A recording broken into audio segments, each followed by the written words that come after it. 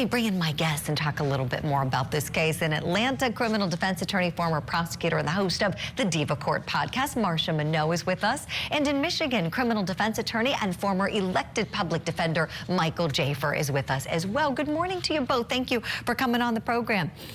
Let's talk a little bit about Lori Vallow Daybell and the switcheroo from the jail garments and the jail-issued attire to the black blazer and looking very polished in the courtroom. As Matt told us, her attorneys are bringing those items for her. Michael Jaafar, let me go to you on this one, please, because something I like to mention on this show from time to time is when you go to clean out your closet, maybe you're doing some spring cleaning right now, who knows, if you have some nice business attire, a good place to donate are public defenders' offices, are they not? So that clients of the office can have something nice to wear to court day in and day out. Oh yeah, people donate stuff all the time. I mean, you've caught me guilty. I mean, I've thrown away too many clothes. Now, now that you mention it, maybe I should donate some of it. But yeah, some people donate clothes to public defenders' offices. It helps the cause of justice, because one of the things that her attorneys could do is throw their hands up and say, maybe this was a mistrial because my client was characterized as a criminal throughout the whole entire proceeding. It was not a fair trial. That's something they could say. This is now, they're prevented from saying that because of the fact that she is being afforded, proper attire to come in business professional attire for her defense. So yeah, that is one of the things that we've seen. It's one of the hallmarks of our justice system and why our justice system is the best system in the world. Oh, it definitely is, Michael. You're right about that, and it's always something I like to mention on the show from time to time. And it just occurred to me, here, many folks may be doing spring cleaning, and that is something good to do. And who knows who provided those clothes? I don't know in this case if it was provided by the PD's office or if it was provided by family members or someone and given to them. I don't know in Lori's case. But let's talk about Lori's case a little bit and how her attorneys are pointing the finger at Alex Cox, her dead brother, which we kind of suspected, and then her husband, Chad Daybell, which might have been a little bit shocking to some. Let's play a little clip, and then we'll talk about it on the other side. So the charge of conspiracy, Chad, Lori, Alex, deceased. Other co-conspirators, both known and unknown. So Chad Daybell is not on trial here. Alex Cox is not on trial here. He's deceased. Other co-conspirators, I don't know much about that. Okay, well, let's just pause this here. Director Nick, if you would kindly pause the tape. Other co-conspirators, there were 3 people listed on that indictment. Lori's one of them, his client. Chad Daybell, her husband and co-defendant who was severed, and her dead brother, Alex Cox. Can he say this? Let's just talk about the fact that he's saying other co-conspirators, known and unknown. I want to ask you both what you think. Marcia Minot, let me go to you first, please. Well, he can say it as defense counsel if he plans on presenting evidence associated with other conspirators in his case in chief, or if he's aware that the state is going to call someone that he's going to cross-examine and have the inference drawn that it could be a third party, someone else. But jurors will hold you accountable as defense counsel if you tell them in opening statement what you anticipate the evidence to be, and then you do not produce that evidence. So you lose credibility, and he has to be very careful, and he better have an idea of who he's going to reference as the other conspirators. Yeah, absolutely, Marcia. Let's pick it back up, please, Director Nick, and then Michael Jaafar, I'll talk to you when the clip is over. So, again, your focus will be on the actions of Lori, not on Chad, not on Alex, not on co-conspirators, both known and unknown. So that's the conspiracy. I think first-degree murder, the allegations contained in the charge that the judge read to you, was Lori Vallow concerned in the commission of first-degree murder. You're here to focus on what she did, not on what Chad Daybell did or what Alex Cox did. You're here to determine if there even was a conspiracy. Cases, again, can be solved with evidence. They can be solved with lack of evidence. And when there's lack of evidence, the law calls it not guilty. Okay, Michael Jaafar, what did you think about what defense counsel did there, talking about the focus being on the other people that are alleged to be involved here? That could either be a brilliant strategy or a strategy that in the defense world we just say doing the best you can with what you have. We are not all privy to the evidence that he's privy to. He might be dealing with the best thing he possibly could, but at the end of the day, think about his predicament at this point. He's got to represent his client, right? And he's been given the facts. The facts have all occurred before he took on the case. And so he's looked at the evidence and he has sized up the evidence and said, this is the best strategy we have. Look, do defense attorneys make mistakes? Yes, I don't know if he's making a mistake here, but clearly what you're seeing is a defense attorney doing the best he can. He must have looked at the evidence and said, all fingers point to this group of people. My job is to get my client. I don't represent the other people. I represent my client, and my job is to get my client off the hook. She's the person. She's the person on trial right now. So in order for me to get her off, all I have to do is break down one of the elements beyond a reasonable doubt. If I can prove that they did not prove every element of the crime beyond a reasonable doubt, we win. In order for me to do that, like the conspiracy charge is an easy one for him to fight, because with the conspiracy, they've got to show that she was a part of the plan. He's trying to knock down at least one of the elements, and the best way to do it in this predicament that he's in is to point the finger to other people. He's not going to be able to defend the other people and his client. He's chosen, obviously, to defend his client. All right. Yeah, they've got a tough job here with all of this evidence and just the nature of these two dead children. And something else that really stuck out to me was the fact that Tylee Ryan's DNA was found on a pickaxe and a shovel in a shed on Chad Daybell's property. And I'm wondering, kind of putting two and two together, we heard about Chad and Lori's cases that were joined being severed after the court learned of some DNA evidence that came to light and something warranted these cases being separated. I'm wondering if that was it, because then their defenses may become adverse to one another's, and it sure looks like hers is adverse to him with her pointing the finger at him today. So we'll be seeing more 10:30 a.m. Eastern time this Wednesday. What do you think about this case? Tweet us, let us know. Let me bring in my guests. I want to pick their brains about it. Criminal defense attorneys Marsha Minot and Michael Jaafar on the program this morning.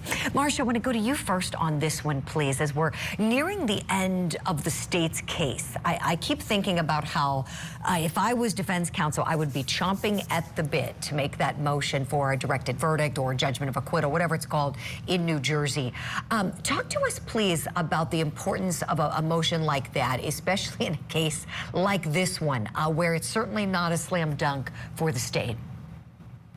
Well, a motion for directed verdict is the motion that a defense counsel would be ineffective if they did not seek, no matter what the evidence is, once the state rests their case in chief. And the reason is because the judge is the 13th juror, and the judge can dismiss the case if they find that the state has failed to put up any evidence that a juror could use to rule and give a verdict in the case. So it's a critical verdict. It's a critical motion. And defense counsel in this case, where they're thinking this is a self-defense, we don't think there's enough evidence, you should dismiss this case, is critical, and hopefully the defense will move for it. Appreciate it, Marsha. Michael Jaafar, let me go to you on this, please. Tell me, if you were representing Zachary Latham, what would be some of the key things you would hit in that motion for directed verdict or judgment of acquittal, whatever it is, in New Jersey? In this case, it's simple. I'd use the video. Right, and I'd use all the testimony. I mean, we saw the testimony of the decedent son, right? Where, I mean, they said we knew that he had a knife. We went into the garage. We did 1, 2, 3, 4, 5. If you look at this footage, I would use this. You're sitting there. You're a kid. You're the defendant. You look like you weigh $150. Look at these giant men roll out of. One of them got out. The person who ended up getting killed got out of a truck that's bigger than your house. His son got a muscle-bound kid. They attack you in your garage. garage and you look at this footage, this is graphic. Most likely in any other situation, this kid would have been killed by these guys, right? They would have taken the knife out of his hand. They would have stabbed him. They would have killed him. I would just use this footage, right? Because this is very compelling. So I can't see a situation where this is not self-defense. I've racked my brain. I've studied this case. I've looked at the evidence. I've racked my brain. I've asked myself, how would I make a claim if I was a prosecution? The only conceivable thing I could think that they could possibly say is when he called 911, he said they had a gun, right? Well, if you thought they had a gun and you're not lying to us when you tell us they've had a gun, why did you stand in the garage with a knife? Why would you stand in your garage, hold a knife with a bunch of guys? That's the only thing I could think about, right? But the evidence is overwhelmingly in his favor, but he looks very bad. I mean, his demeanor in the courtroom, these images, I mean, they look really awful, but I would just use this video. I would use the facts. And that is the most compelling piece of information you could ever have as a defense attorney. All right, Michael. You mentioned getting a gun. We know, that was one of those kind of messy facts that we're not sure who said what.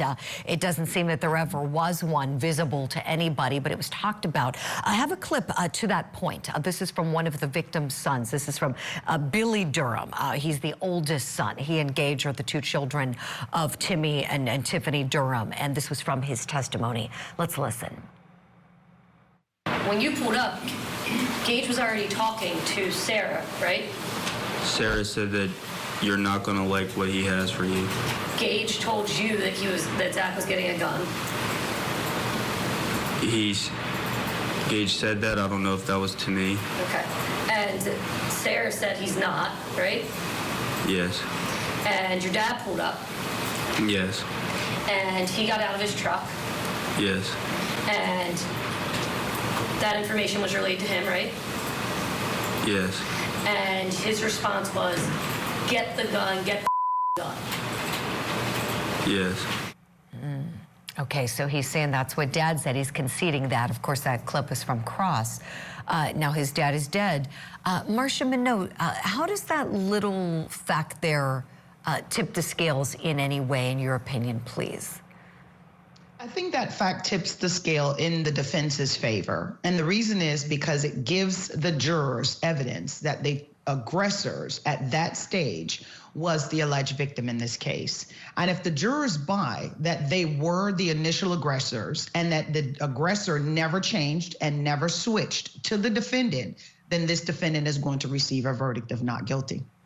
Marcia Minot, Michael Jaafar, thank you both. Stand by, please. But let's have some educated guesses now. Let me bring in my guests on the program this morning. In Atlanta, criminal defense attorney and former prosecutor Marcia Minot, and in Michigan, criminal defense attorney and former elected public defender Michael Jaafar.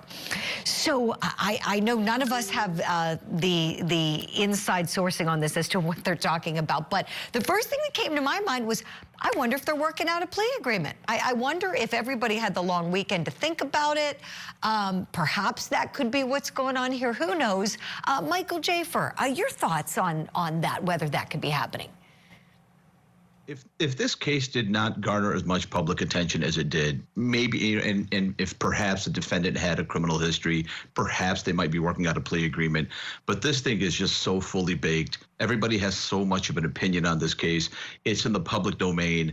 More importantly, this defendant has no criminal history, and this is his case to lose. I mean, all the evidence is in his favor. I can't imagine I know the prosecution is looking to hang their hat on something and to hang their hat on some sort of a plea. Maybe they're offering one, maybe they're not. But if I was his attorney at this point, I would look at it and say, this is going to be a win. Unless they offer me a traffic ticket plea, we're not taking any plea, especially for any type of felony in this specific case. I mean, look at these people. They look confident. I wish they would just tell their client to just look a little bit more empathetic. When you juxtapose him and his demeanor with the mom that lost her husband, that's really the only bad thing going against him. But other than that, this case is his to win, to lose. Michael, thank you for that. Let's talk about another possibility. Maybe they're in chambers going over logistics. Maybe the judge has asked the lawyers privately, okay, we're nearing the end of the state's case, assuming the state gets past a directed verdict or judgment of acquittal. It's going to be the defense's case to put on that affirmative defense, not to carry a burden, but just to put on the affirmative defense, which the state has to disprove of a justifiable homicide going on here in self-defense happening in this situation. Marcia Minot, would you talk to us, please, about how sometimes judges will call the attorneys in and try to get an idea of the court schedule and of the case presentation? It's very common. Judges have other cases that they need to move, and because they need to move other cases that are in the pipelines, they'll bring you in and say, how many witnesses do you expect? How long do you expect, so that I can plan accordingly to call my next panel in? So please let me know, and that's what this status conference could be about. Yeah, it certainly could be. It could be just the court getting an idea, or maybe a little bit of both. Maybe the court's wondering, have you tried to work this out? Have the parties tried to resolve this by way of a plea agreement? Who knows? You know, we've all been called into chambers for many different reasons, and maybe we'll see. Our team, of course, is asking all the questions, and if we get some more answers, we'll let you know. But let me bring in our two legal analyst guests on the program, Marcia Minot and Michael Jaafar. Michael, I know we're going to have to let you go at the top of the hour, so I'm going to go to you on this one. Is this the proper defense for her, in your opinion? Most people don't understand how difficult an insanity defense is. In my last case, when my client was charged with attempted murder, we had no choice but to level a defense of insanity, right? There was a video evidence of him doing it. I mean, it was pretty clear that he was the person there, right? People don't understand how difficult they are. They're almost impossible. In this situation, sizing up the evidence, her attorneys must have had two choices.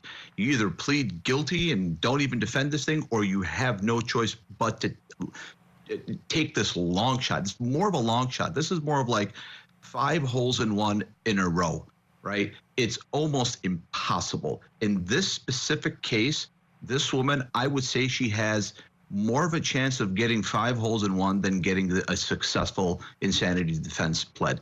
I don't know why they did it. They must have looked at the evidence. They must have had a conversation with their client and said, look, there is no way we're getting you off of this. Is there anything in your history? Have you ever been abused? And she would have told them, yeah, I was abused as a kid. I had 1, 2, 3, 4, 5. And they would have found, I know they found the reputable psychiatrist from Yale to examine her. And they would have said, this is our only shot at getting you, if not a smaller conviction, just some sort of leniency. But I mean, people also don't understand, even if you can successfully level an insanity defense, which she's not going to be able to do, that doesn't mean you walk out of that courtroom. You're going to be basically in a form of prison for the rest of your life anyway. So right. This woman's not going to see, she's not going to see the light of day because of this situation. I'm glad you pointed that out, Michael, because I've gotten a lot of questions about this over the years. It's not like she's going to walk out of that courtroom a free woman if she is found not guilty by reason of insanity. She's going to go to, you know, a state hospital, you know, and be imprisoned and be treated for the rest of her life. Michael Jaafar, I know we have to say goodbye to you, but please come back on the program. It's been a pleasure having you this morning. Thank you for your analysis. And Marcia Minot is going to stay with us as we head into our next hour. We want you to do the same, please. We are standing